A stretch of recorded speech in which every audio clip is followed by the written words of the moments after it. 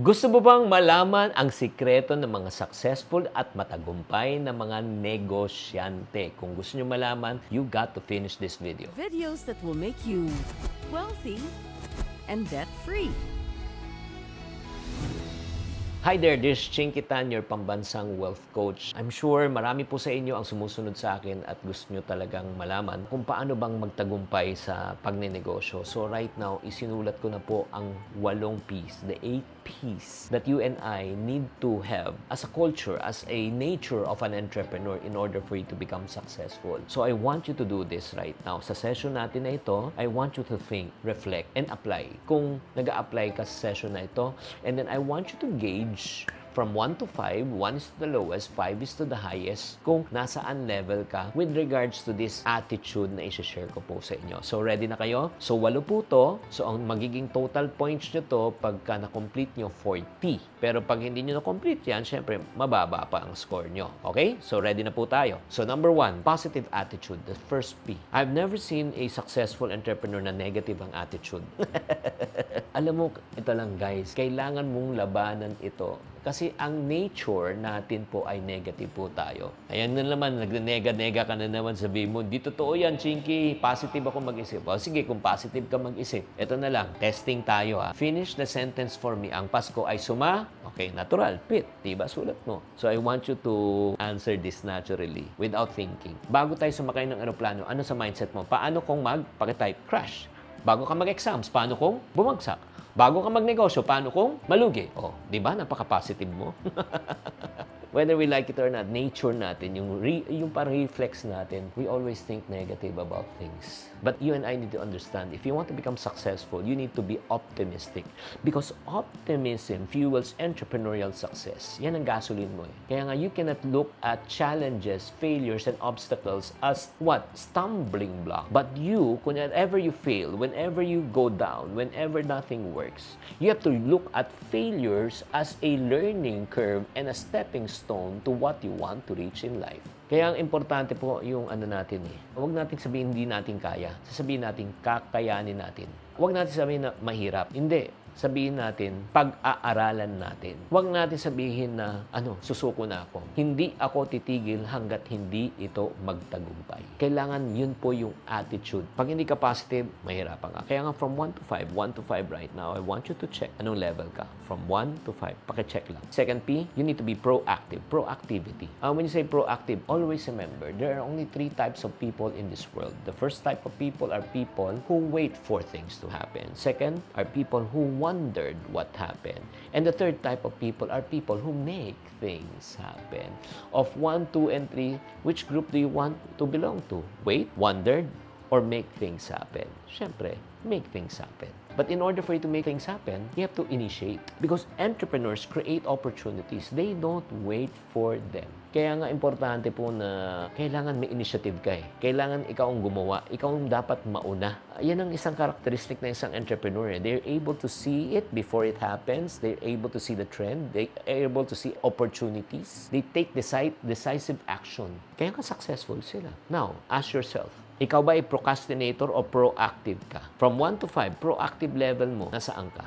Number 3, third characteristic, nature of a successful entrepreneur. Third P, persistent. When you say persistent, they never give up. They don't stop.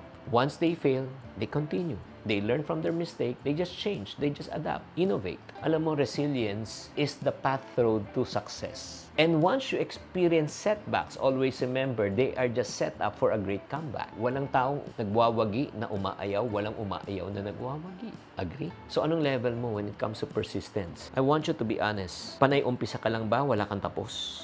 Mababa ang level mo. Or pag inumpisahan mo, kahit nahirapan ka, tatapusin mo talaga. Let's go to number 4P. The 4P of a successful entrepreneur, one thing I've learned, they are patient. Patience is important. Success requires patience. Greatness is a gradual process.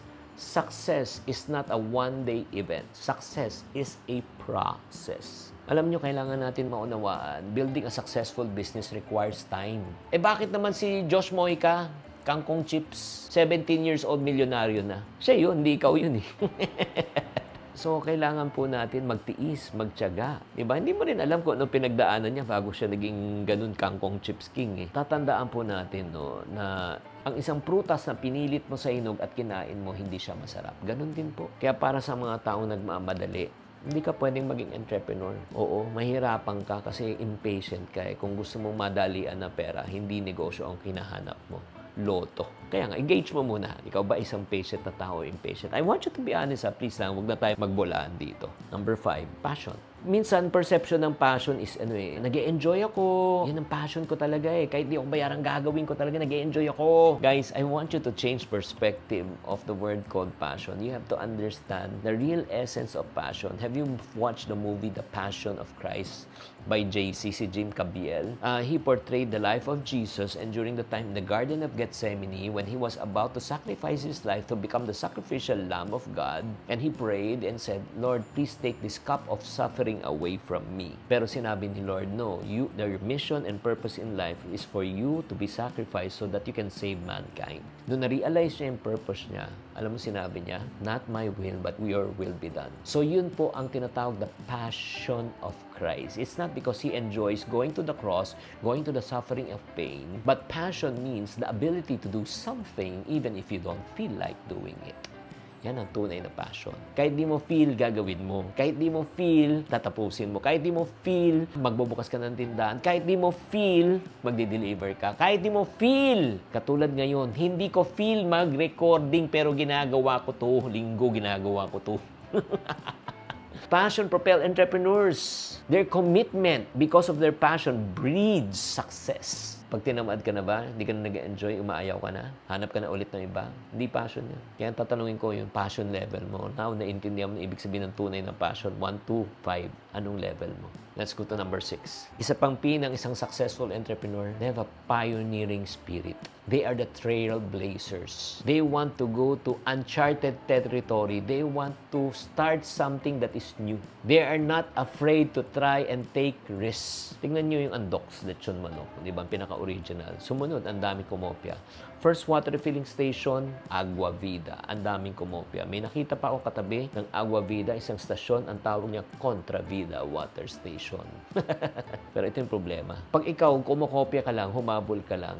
So, ibig sabihin yan, majority of the market, kinain na po ng starters ng 3%. At yung natitirang na market, paghatian ng mga taong sumusunod. Kaya nga tatanungin kita, pioneering ka ba na mag-isip? Diba? Gusto mo ba parati ka nauuna? From 1 to 5, ano ang level mo? Now, 2 more, bear with me. Another characteristic, nature of an entrepreneur, they're very progressive. When you say progressive, they're very innovative. They have the ability to adjust and adapt. Hindi sila natatakot sa change. Because they know, as entrepreneur, the only thing that is permanent in this world is what? Change. They embrace change. They adapt to new technologies. They try new market. They love to compete. Kaya nga tanungin ko, competitive ka ba? Progressive ka ba? From 1 to 5, gauge mo ang sarili mo. Are you learning so far? Grabe itong session natin na ito. And last but not the least, one more nature of a successful entrepreneur na hindi talaga pwede mawala to. Kung wala nito, lahat ng sinabi ko from 1 to 7, useless siya. Ang pinakamahalaga na P, na nature ng isang entrepreneur is problem solving skills. Ang galing nilang mag-solve ng problema. They always find solutions. They always find ways. Hindi sila bangko, okay? Their focus is always on the solution, not on the problem. The greater the problem, the greater the opportunity. Yan ang parating iniisip nila.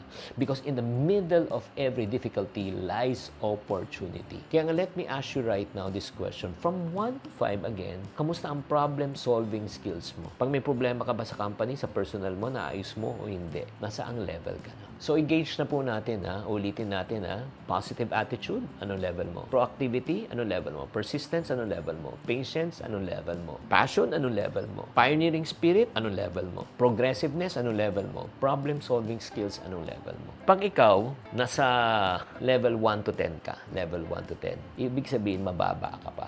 Starting, mababa pa yan. Pag ikaw nasa score mo na, nasa 11 to 20 na, medyo ano ka na, pwede na, papunta ka na doon. Pag ikaw nasa 21 to 30, medyo maganda na. In other words, you're thinking, you're starting to become an entrepreneur already. Pag ikaw naman nasa score na 31 to 40, ibig sabihin na i-embrace mo na.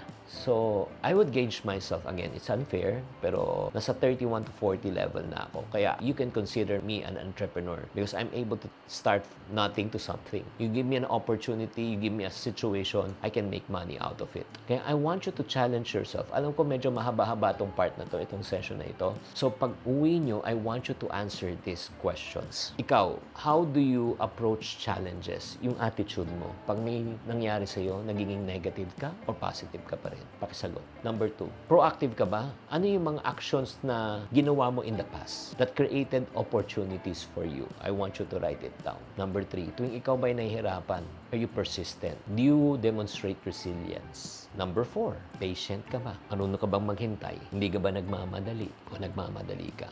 Number 5, passionate ka ba? When you say passionate, you have the ability to do something even if you don't feel like doing it. Number 6, pioneering spirit ka ba? Hindi ka ba natatakot to take risks, to explore new opportunities? Number 7, progressive ka ba? How do you stay ahead of the competition? O ikaw naghahabol? And last, kamusta ang problem-solving skills mo? May na-solve ka na ba problema dati? Or you're still stuck to the same old problem? So, if your score is high and you're able to answer all of this, congratulations. If not, ibig sabihin, you need work. Kung kailangan nyo ng tulong ulit, ladies and gentlemen, if you need help, you want to become an entrepreneur but you don't know where to start, please, this is what you need to do. Type Asenso right now in the comment section. Asenso sa comment section. And let me help you. Okay? Again, kung kailangan mo ng coaching with me, no, please, just type the word Asenso and I'll send you more details para matulungan ko kayo talaga to start your own entrepreneurship journey. Maraming salamat. Tatandaan, tamang karunungan, tamang disiplina ang susi sa pagyaman.